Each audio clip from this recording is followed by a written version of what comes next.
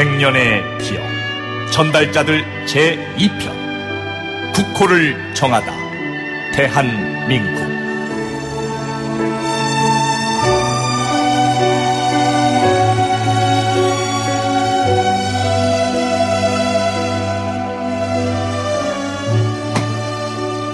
이동형의 뉴스 정면승부 3부 시작하겠습니다. 3.1운동과 임시정부 수립 100주년을 맞아 이동형의 뉴스 정면승부가 준비한 특집 코너 백년의 기억 전달자들, 오늘이 그 두 번째 시간입니다.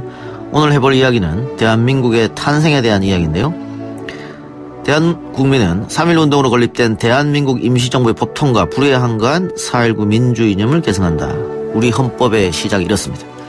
헌법의 기초가 된 것이 1919년 4월 11일 독립운동 대표자 27명이 함께 만든 임시헌장인데요.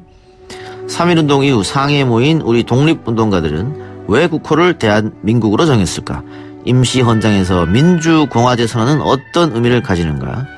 이런 이야기를 오늘 한번 해보도록 하겠습니다.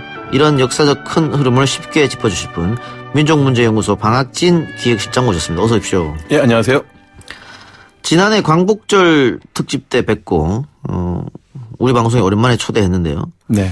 그때 방 실장님 모시고 이야기 나눈 게 반민특위에 관한 것이었습니다. 네네. 반민특위가 왜 실패했는지, 또 반민특위 자초가 우리 역사에 어떤 영향을 미쳤는지. 그런데 오늘 자유한국당 나경원 원내대표가 해방 후 반민특위로 인해 국민이 무척 분열했다, 이런 말 했어요. 네. 어떻게 생각하세요? 글쎄요, 그 무덤에 있는 친일파들이 기뻐서 무덤 밖으로 나올 그런 이야기를 하셨더라고요. 예. 거꾸로 독립운동가들은 지금 통곡하고 계시겠죠. 반민특위의 와해, 실패. 이 문제는 사실은 뭐 역사적으로도 이미 다 입증된 거고, 무엇 때문에 와해가 됐는지, 그리고 그것 때문에 우리는 민족 반역자들을 처단할 수 있는 처음이자 마지막 기회를 놓쳤다. 많이들 통탄해 하는 거 아니겠습니까? 실은 올해가 반민특위가 해체된 지 70년입니다. 예. 49년에 해체됐기 때문에 그 70년에 맞아가지고 그다음에 오히려 그 반민특위를 만드는 곳은 재헌국회였거든요. 예. 쉽게 말하면 지금 나경원 의원의 최고참 선배들이 만든 반민특위를 나경원 원내대표가 스스로 부정하고 있는 것이죠. 모든 국민들의 굉장히 큰 전폭적인 지지를 안고 특별법으로 탄생한 것이 반민특위인데, 그렇습니다. 그걸 지금 부정하는 얘기를 해서 네. 논란이 앞으로 상당히 있을 것 같습니다. 네. 우리 얘기로 다시 들어가 봅시다. 헌법 전문에 나와 있듯이 우리 헌법은 임시정부의 법통을 계승한다고 분명히 밝히고 있습니다. 임시정부의 성격과 의미를 어떻게 규정해야 할지 이 이야기부터 해보겠습니다. 3.1운동 직후 상해에 있는 임시정부를 포함해서 여러 정부가 곳곳에 흩어져 있었지 않습니까? 네네. 결국은 그 조선반도에서 독립운동 하기가 쉽지 않았기 때문에 네. 해외 망명에서 이제 독립운동을 할 수밖에 없었다, 이런 건데, 네. 여러 정부들이 상하이로, 또 독립운동가들이 상하이로 모인 배경이 있었을까요? 예, 그 당시에 상해에 독립운동가들 뿐만이 아니라 그 교민들 자체가 몇 명이 되지 않은 도시였습니다. 우리 조선인들이. 그렇지만 상해를 굳이 택한 이유는 일단 상해가 국제도시라는 측면이 하나 있고요. 그다음에 특히 이제 상하이에 여러 나라의 조계가 있는데 프랑스 조계가, 또 특히 프랑스라고 하는 나라가 또 우리나라에 대해서 좀 우호적인 측면이 어떤 데도 있었고. 그런데 이제 그 당시 노령이라든지 만주 쪽에도 독립운동 단체가 있어서 그쪽으로 좀 기지를 옮기는 게 좋지 않겠냐라는 말도 있지만, 그 두만강이나 압록강을 바로 넘어서면 그 일본 최강의 부대들이 얼마든지 들어올 수 있기 때문에 그런 지리적인 좀 어려움이 있었다. 그래서 여러 가지 외교적인 어떤 노선, 그다음에 안정적인 어떤 논의, 이런 차원에서 상해가 선택된 걸로 이렇게 이해하고 있습니다. 거기서 다 모여서 독립운동가들이 앞으로 어떤 국가를 만들 것인가, 그런 걸 논의한 거죠. 그렇습니다. 예. 임시의정원. 네. 국회죠. 이제 그 4월 10일이 되면은 임시의정은 100주년이라서 지금 대한민국 국회에서도 그 임시의정은 100주년 기념 행사를 아주 잘 준비하고 있더라고요. 예. 네. 여기서 이제 국호와 연호, 또 국채, 임시헌장 채택 여러 가지가 이루어졌는데, 1919년 4월 10일 밤 10시 상하이 프랑스 조계의 김 신부로에 있는 한 주택에 국내외 각지에 있던 대표자들이 한자리에 모입니다. 이들은 임시의정원을 구성하기로 결정하고 첫 회의를 진행했는데, 그날의 상황을 재현해봤습니다.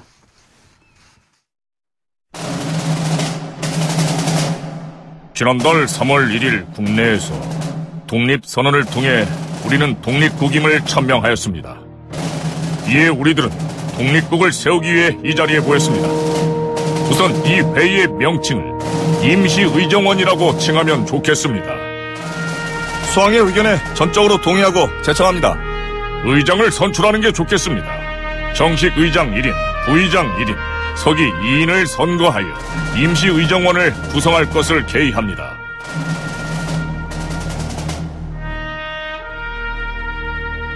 예, 조소왕 신서구 선생의 목소리였는데 저희가 재연을 한번 해봤습니다. 선거 결과 의장은 이동영, 부의장의 손정도, 서기의 이광수, 백남치 당선, 임시의정원을 설립하고 밤 12시가 넘어서 4월 11일이 됐습니다. 회의는 계속 이어집니다.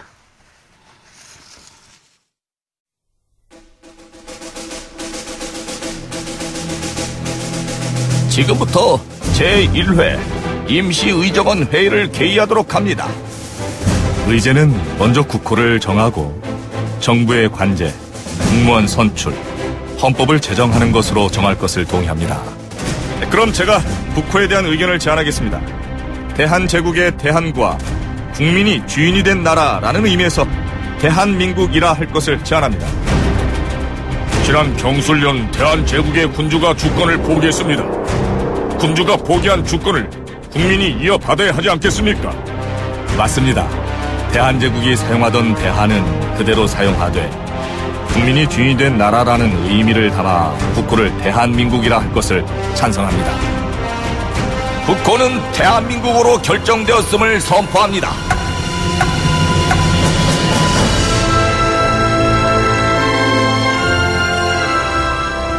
국호가 대한민국으로 결정된 과정을 들으셨는데요. 여기서도 조소왕, 신서구 선생의 이야기가 나오는데 이 두 분에 대해서 좀 설명 좀 부탁드리겠습니다. 네, 지금 국호 얘기를 했는데 우리가 보통 대한제국에서 대한민국으로 바뀌었다. 그래서 아주 이게 순탄한 과정을 통해서 바뀐 걸로 알지만 이 과정에서 상당히 논쟁이 있었습니다. 예. 예, 이 대한이라는 말에 대해서 이제 거부감을 가진 분들이 좀 있었거든요. 대표적인 분이 바로 이제 몽양 영운영 선생입니다.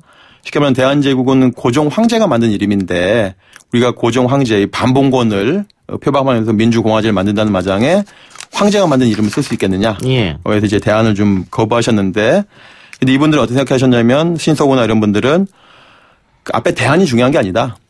제국에서 민국으로 바뀌는 것 그것이 중요한 것이지 앞에 대안이라고 하는 것은 어떻게 보면 수식어에 불과하기 때문에 제국의 나라에서 민국의 나라, 민의 나라로 바뀌는 그게 중요하기 때문에 어떻게 보면 표결을 통해 가지고 대한민국은 낙찰됐는데요. 이 말씀하신 신서구 선생님은 좀 재미있는 이력을 갖고 있는 분인데 우리가 잘 아는 조선일보의 두 번째 체제의 사장님이십니다. 예. 아시지만 조선일보는 최초의 대정실업친목회라고 하는 친일 단체가 만들었고 예. 20년대에 이 신서구가 들어오면서 조선일보가 대단히 사회주의 신문이라고 할 정도의 그 좋은 논조를 가지고 있었다가 33년도까지 하시는데 33년도에 이제 조선일보 사장이 박모가 되면서 이제 조선일보는 우리가 아는 그 친일신문으로 일관되게 가는데요. 그런 분이 바로 이 신서구 선생님이 할 수 있고요. 예, 방흑모 체제 전에. 그렇습니다. 예. 그리고 나서 방흑모 이후로는 조선일보 계속 이제 방씨 일가들이 계속 네. 예, 신문을 맡고 있었죠. 계속해 주세요. 예, 개인적으로 저도 방씨지만 대단히 좀 불행하게 생각하고요. 예. 예, 여기 또 조소왕 선생님 말할 수 있는데 우리가 말하는 그 삼균주의라고 할까. 예. 정치, 경제, 교육의 균등이라고 얘기하는 예. 그 우리나라의 100년 전에 꿈꿨던 나라가 어떤 나라에 되는가. 단순히 일본에서의 독립이 아니라 이런 정치, 경제, 교육에서의 균등한 나라, 예. 모두가 골고루 잘 사는 나라를 만든 이론적 기초를 세우신 바로 이 조소왕 선생이 되겠습니다. 예. 방 시장님 잠깐 언급했는데 국호를 둘러싸고 논쟁이 있었습니다. 네. 자, 여운영 선생의 이야기를 한번 들어보고 갑시다. 대한은 이미 우리가 쓰고 있던 국호로서 그 대한 때문에 우리는 망했다. 일본에게 합병되어 버린 대한의 국호를 우리가 지금 그대로 부른다는 것은 감정상으로도 용납할 수 없다.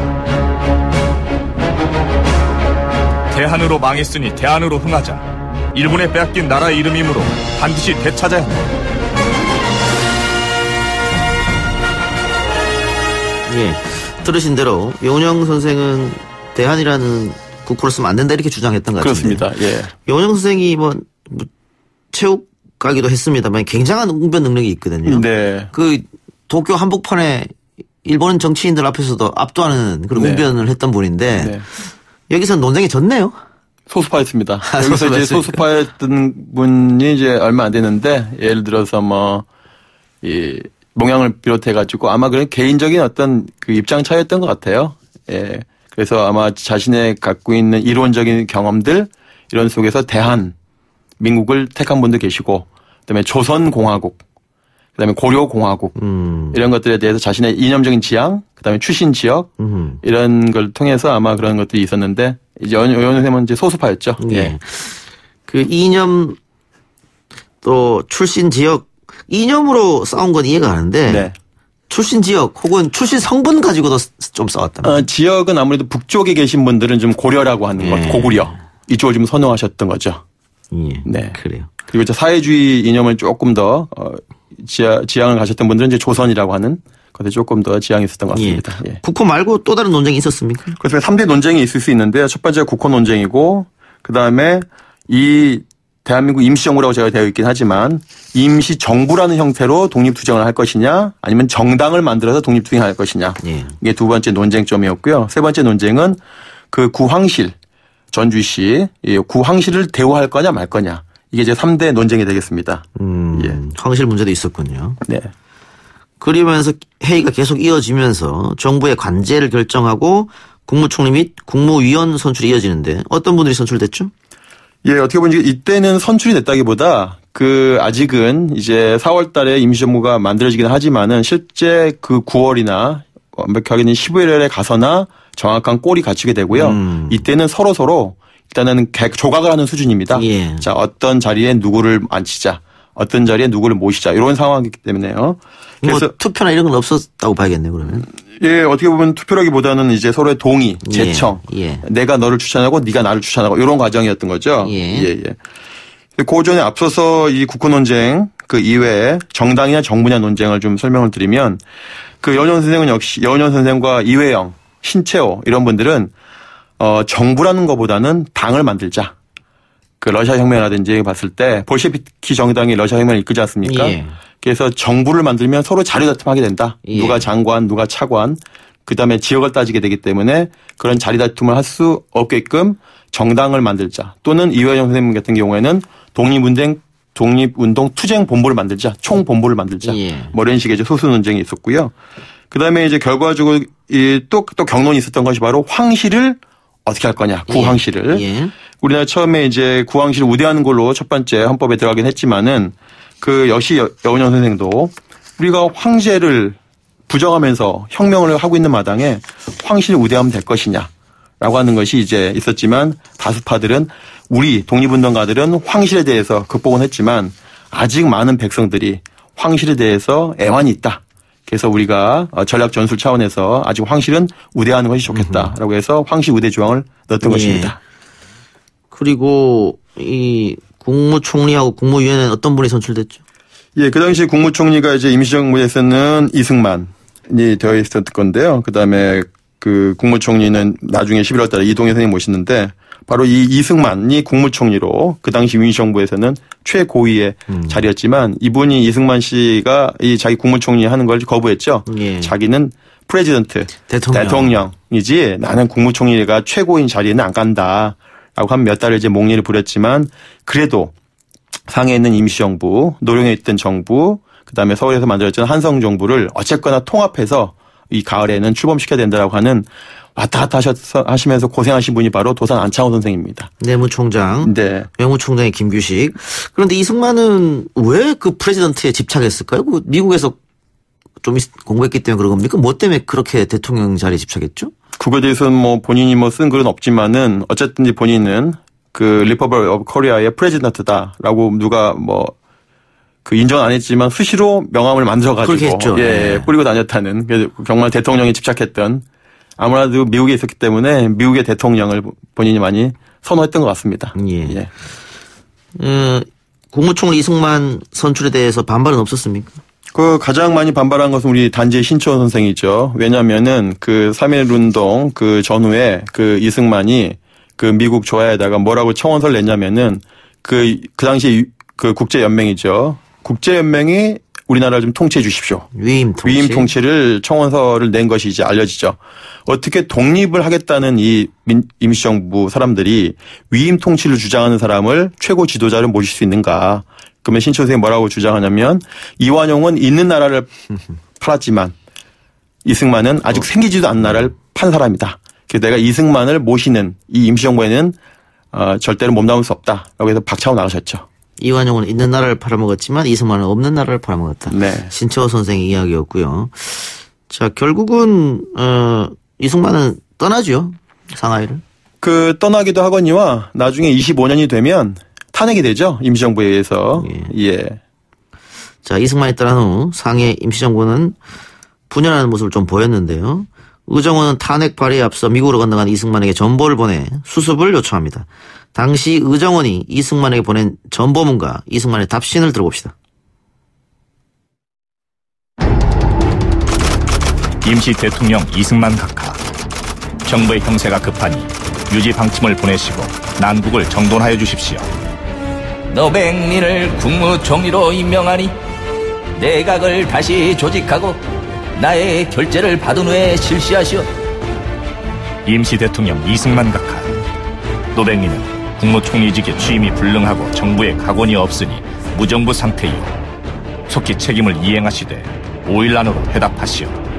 당신들이 소란을 일으키면 이곳에 재정 수합하는 일이 방해되어서 재정 곤란을 당할 터이니 속히 정돈하시오. 임시 대통령 이승만 각하. 시국이 지극히 어려운데 임시 대통령과 국무위원들이 정부에 대한 책임을 이행하지 못하므로 임시 대통령 불신임안이 제출되었으니 의향을 말씀하시오. 정식 후임자가 나오기 전에는 사면하지 못하겠소.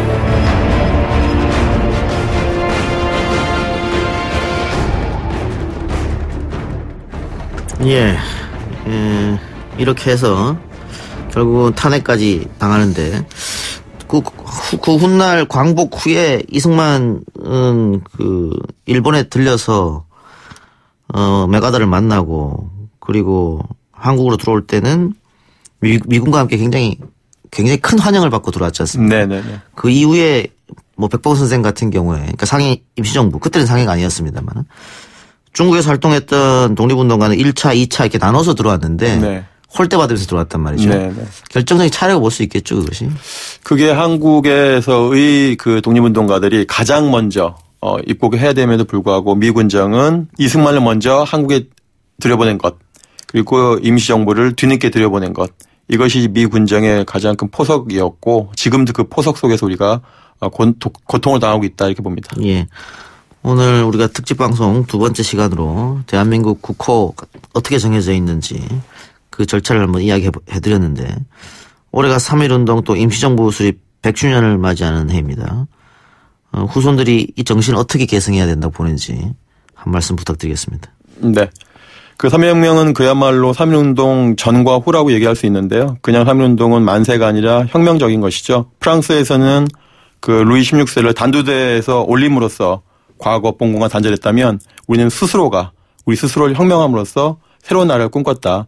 그래서 전주시만이 아니라 모든 사람이 도산 선생의 말에 의하면 2천만 모두가 황제가 될 수 있는 나라를 만들기 위한 기틀을 선언한 것이 바로 3.1운동이었습니다.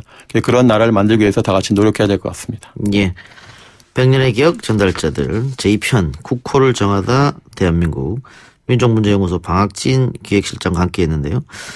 우리 독립운동가들이 참 위대한 일을 했습니다마는 특별한 사람들은 아니었잖아요. 우리 주위에 흔히 볼 수 있는 그런 분들은 아니었어요. 그렇습니다. 우리 주변에 아주 좋으신, 마음씨 좋은, 그다음에 자기 역할을 충분히 하는 그런 분이었다고 생각합니다. 예. 그래요. 오늘 좋은 말씀 감사하고요. 예, 저희는 다음 주에 3편으로 찾아뵙겠습니다. 고맙습니다. 네, 고맙습니다.